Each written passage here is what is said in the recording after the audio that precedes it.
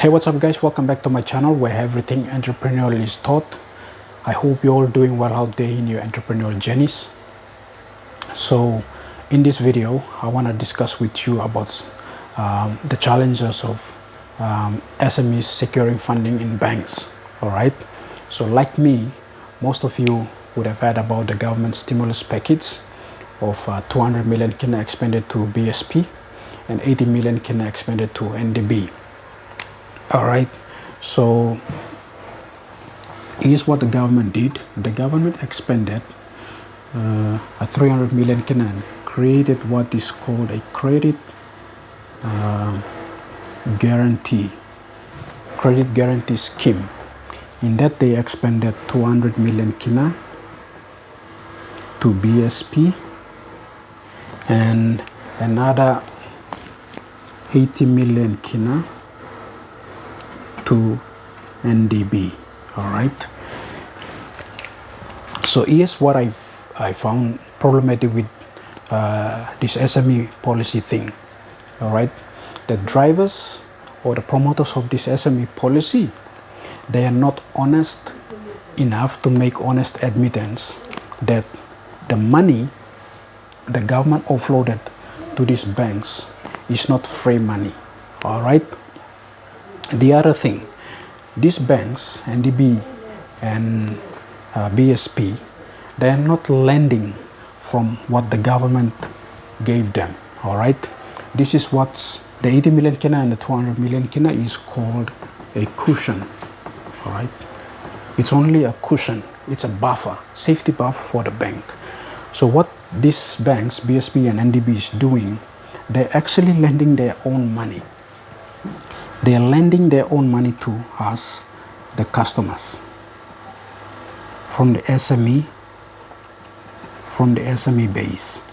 All right, BSP is lending its own money, NDB is lending its own money against this cushion or the safety buffer, and that you can understand that BSP and NDB, when we apply for funds to run our businesses, they will actually apply their full credit terms. All right, they will lend it to us on their full credit terms, meaning that we have to meet all the requirements that the banks are asking us.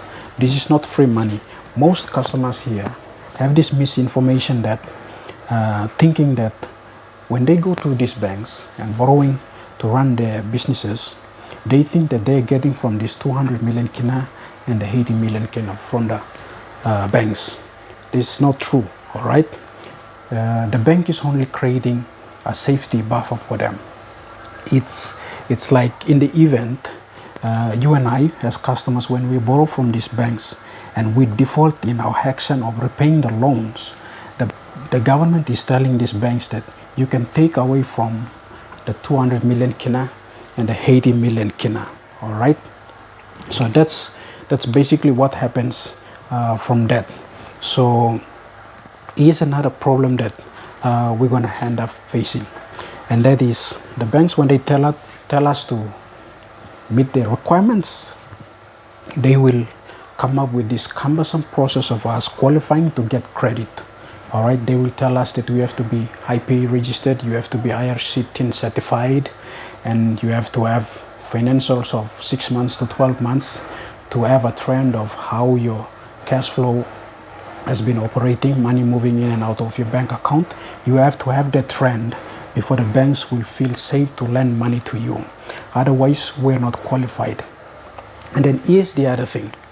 So in the process of doing this to get qualified,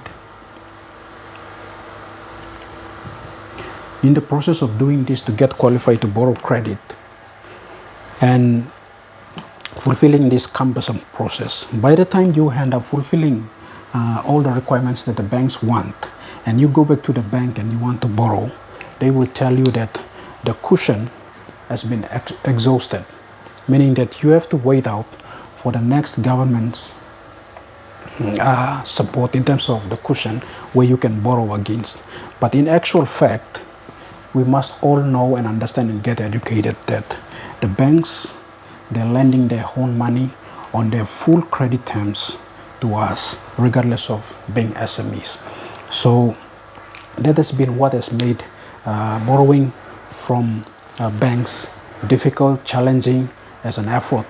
So most SME operators have fallen back in terms of their desire to run their businesses and do it well. All right, and that has discouraged many of them because of this miseducation about the credit guarantee scheme that the government has created. All right, so entrepreneur family, that's all for now. I thank you all for watching. I'll see you all in the next one. So be teachable and keep growing.